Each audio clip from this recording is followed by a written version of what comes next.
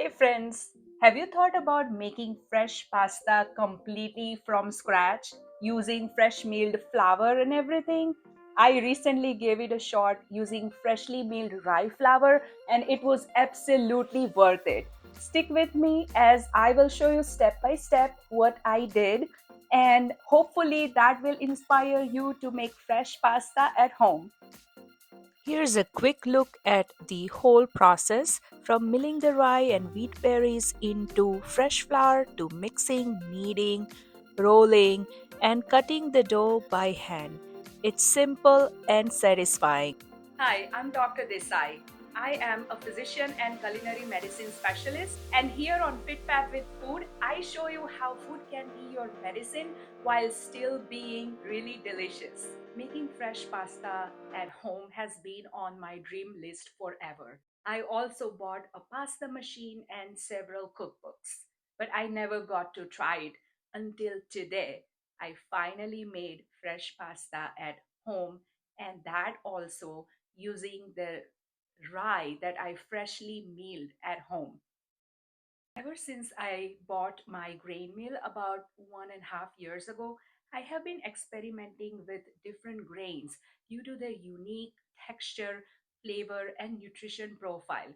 This time I decided to try the rye flour, and I mixed a little bit of whole wheat flour with it, and the rye gives it nice earthy and rich taste. Do you guys have a grain mill at home? What grains have you all tried? Please write down in the comment below. I would love to know what are your favorites. If you are new into milling grain at home, I have made a video explaining my journey with the fresh milled flour. And if you don't know where to start, which grain mill to buy, I have another video comparing my own two mills, the Mock Mill and Nutrimill Impact Mill. So please feel free to check it out.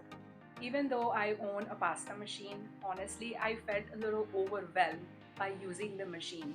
So for my first trial, I just decided to go ahead with rolling the pasta by my hand. And it was a little bit of arm workout, but I really enjoyed the process. The good part about this recipe is that I was able to use the half of the dough for my dinner, and then the rest half dough I just put it in the fridge, and then I'm planning to just roll it out and shape them and freeze them. So whenever next time I am going to require them, I'm just going to pull it out from the freezer and boil them, and they will be ready to use. If you're just starting your freshly milled flour journey, I hope this video inspires you to be creative in your kitchen. Subscribe for more healthy, delicious recipes using fresh milled flour. And of course, if you enjoyed today's video, please don't forget to like and comment below. And now, let's get started with the recipe. So here I have taken about 240 grams, that is 2 cups of rye, and 120 grams, that is 1 cup of hard white wheat, and ground those grains into fresh flour in my Nutrimill Impact Mill. Fresh milled flour is rich in vitamin E and antioxidants, which degrade quickly after milling. So it's a good idea to use the flour right away. I added 1 teaspoon of salt in the flour and mixed everything well. Then I made a well in the dry ingredients, then added 3 whole eggs which were at cold temperature. Then using my hand, I started incorporating the flour mixture into the egg mixture.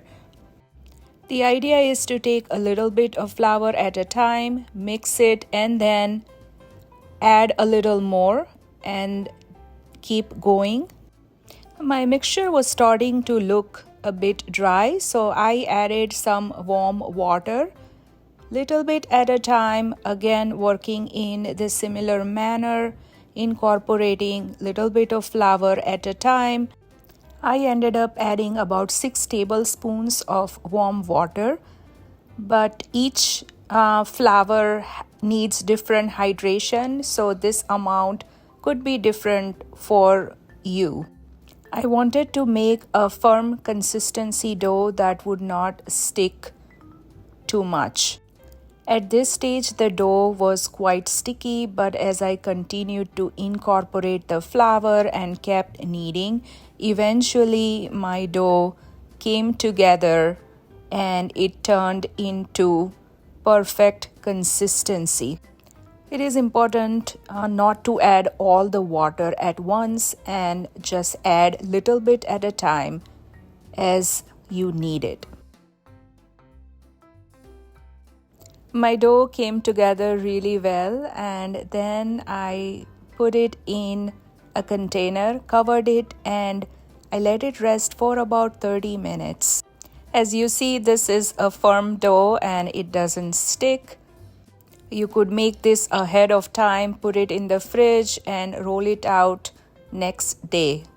Finally, it was time for me to roll out the dough, and I cut the dough in the half, and then I worked on that half portion of the dough.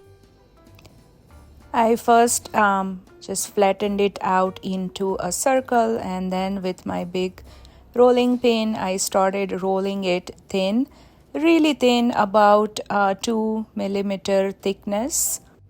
I kept my dough on the floured surface so it would not stick to my counter.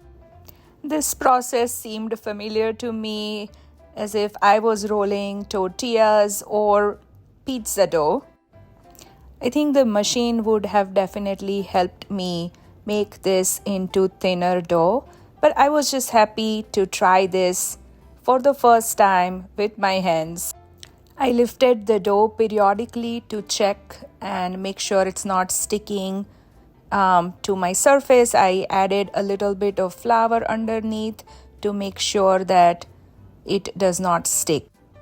Finally, it was at the right thickness. Then I started cutting it into these long ribbons. I folded those ribbons and then set them aside while I worked on the remaining dough. You could also air dry these pasta, but today I decided to go ahead and boil them right away. Finally, all of my pasta dough was shaped into these pretty ribbons, and I was excited to boil them. For that, I boiled the water in the pot and added some salt. Then I added all the pasta. Once all the pastas were in, I give them a good stir, and then I let them boil for about 3 to 4 minutes until they were nice and tender. I had already prepared my pumpkin pasta sauce, so once the pasta were boiled, I already had my sauce ready to throw them right in. I was so excited to see my first attempt turning into a success.